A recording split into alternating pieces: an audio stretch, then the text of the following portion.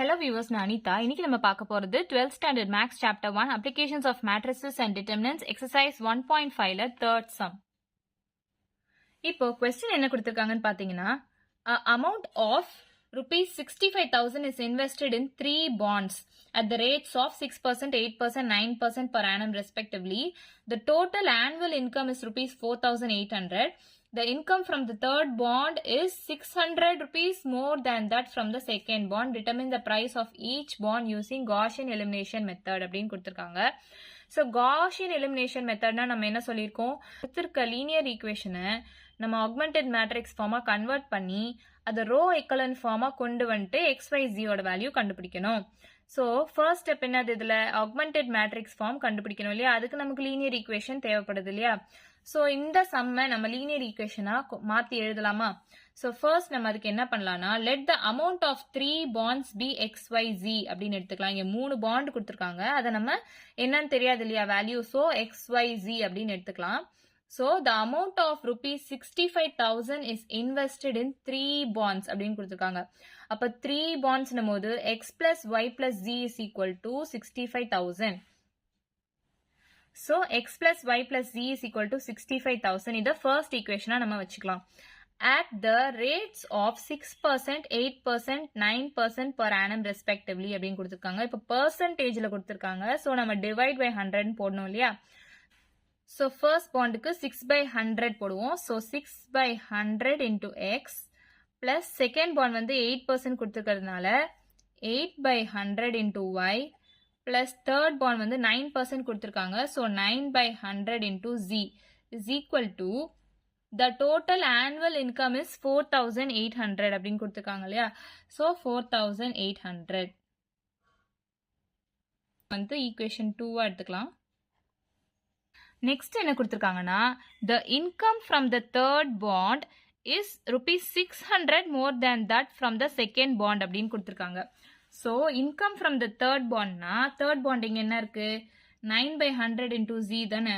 9 by 100 into Z is 600 more than that from the second bond. அப்போ 600 rupees அதிகமாக இருக்கு இல்லையா. ஸோ அடிஷன் 600 rupees மோர் தேன் second bond. இங்கே second bond வந்து 8 by 100. So 8 by 100 into Y. So இதை நம்ம third ஈக்குவேஷனாக எடுத்துக்கலாம்.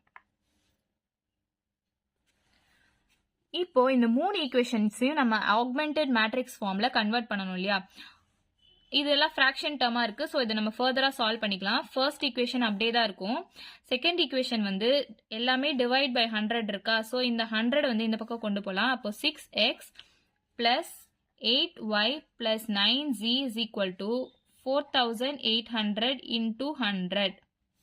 So 6x plus 8y plus 9z is equal to 4800. இங்கே 2 0 இருக்கு, so 00. இதை வந்து நம்ம செகண்ட் ஈக்குவேஷனாக வச்சுக்கலாம். ஸோ இந்த டேர்மையும் ஃப்ராக்ஷன் டேர்மாக இருக்கு. ஸோ இதையும் நம்ம எப்படி கொண்டு வரலான்னு பார்த்தீங்கன்னா, வேரியபிள்ஸ்லாம் ஒரு பக்கம் கொண்டு வந்துடலாம். So 9 by 100 into z minus 8 by 100 into y, இது இந்த பக்கம் கொண்டு வந்துடலாம். minus 8 by 100 into y is equal to 600. So இப்போ இங்கே டினாமினேட்டரில் 100 இருக்கு, இந்த 100 இந்த பக்கம் கொண்டு போனோம்னா 9z minus 8y is equal to 600 into 100. So 9z minus 8y is equal to 60,000. So இங்கே 2 0, இங்கே 2 0, 4 0 ஆச்சா. இதை வந்து நம்ம ஈக்குவேஷன் 3 வச்சுக்கலாம். ஸோ இப்போ நம்ம x plus y plus z is equal to 65,000. 6x plus 8y plus 9z is equal to 4,80,000. 9z minus 8y is equal to 60,000. இதான் நம்ம 3 ஈக்குவேஷன். இதை நம்ம இப்போ ஆக்மெண்டட் மேட்ரிக்ஸ் ஃபார்மாக கன்வெர்ட் பண்ணணும். ஸோ நம்ம 3 லீனியர் ஈக்குவேஷன்ஸும் இப்போ எடுத்து எழுதியாச்சு. இதை நம்ம ஆக்மெண்டட் மேட்ரிக்ஸாக எழுதணும், அதாவது a bar b ஃபார்மில் எழுதணும். ஸோ எக்ஸோட கோஎஃபிஷியன்ட் 1, y-ஓடது 1, z-ஓடது 1 பார், b டேர்ம் வந்து இங்கே இருக்கு கான்ஸ்டன்ட் வேல்யூ 65,000. அதே மாதிரி இதோட கோஎஃபிஷியன்ட் பார்த்துக்கோங்க. எக்ஸோட கோஎஃபிஷியன்ட் 6, ஒய்க்கு 8, ஜிக்கு 9, 4,80,000.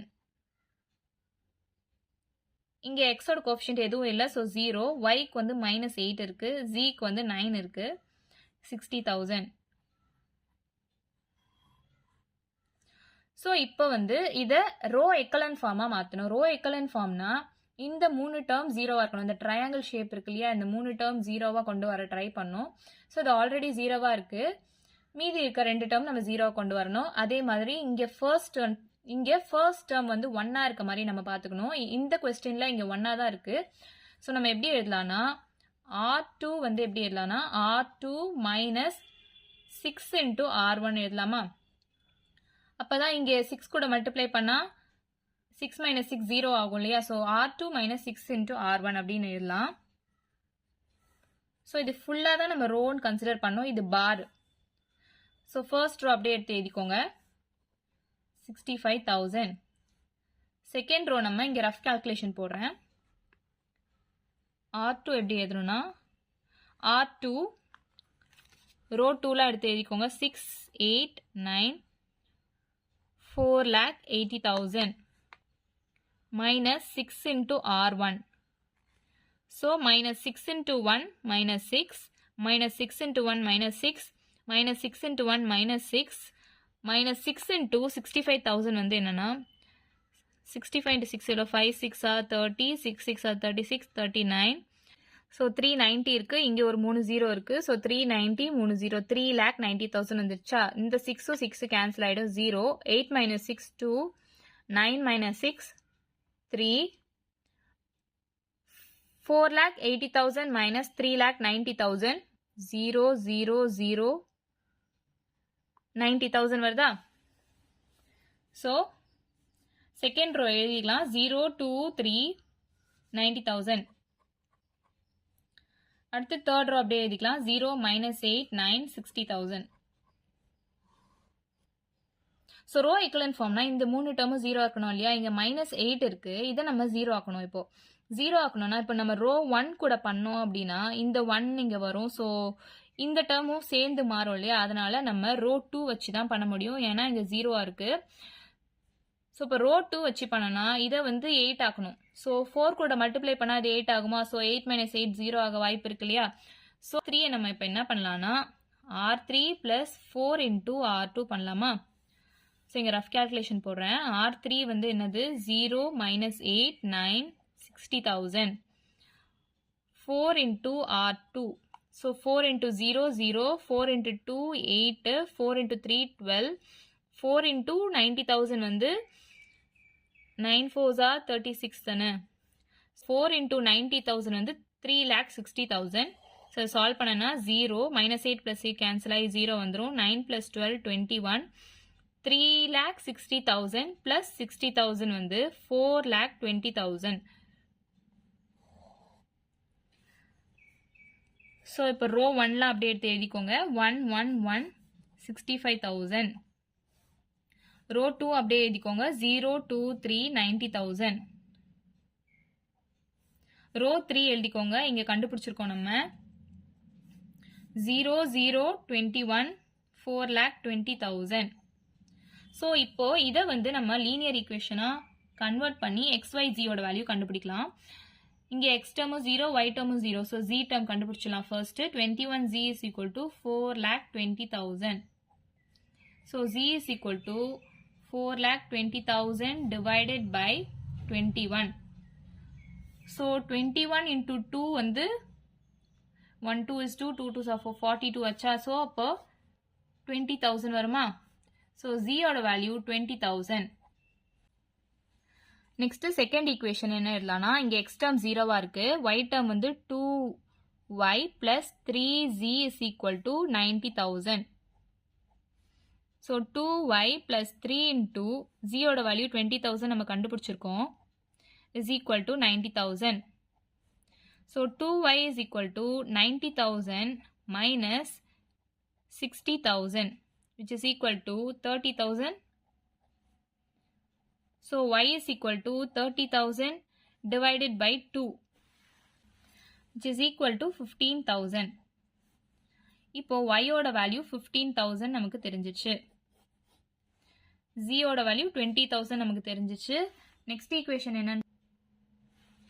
x plus y plus z is equal to 65,000 இல்லையா? ஸோ x ஓட வேல்யூ நமக்கு தெரியாது, plus y ஓட வேல்யூ 15,000 plus z ஓட value 20,000 is equal to 65,000. So x plus 35,000 is equal to 65,000. So x is equal to 65,000 minus 35,000. So x ஓட value வந்து 30,000.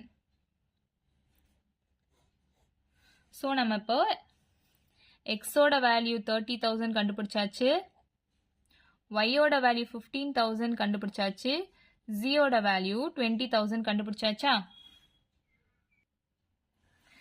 இது எல்லாமே ருபீஸ்ல போட்டுக்கோங்க, ஏன்னா the price of each bond தான் கண்டுபிடிக்க சொல்லியிருக்காங்க. ஸோ x ஓட வேல்யூ ருபீஸ் 30,000, y ஓட வேல்யூ ருபீஸ் 50,000, z ஓட வேல்யூ ருபீஸ் 20,000, xyz வேல்யூ கண்டுபிடிச்சாச்சு. இவ்வளவுதான் நம்ம சம். வீடியோ பிடிச்சிருந்தா லைக் பண்ணுங்க, ஷேர் பண்ணுங்க, சப்ஸ்கிரைப் பண்ணுங்க. ஏதாச்சும் டவுட் இருந்தா கமெண்ட் பண்ணுங்க. தேங்க்யூ.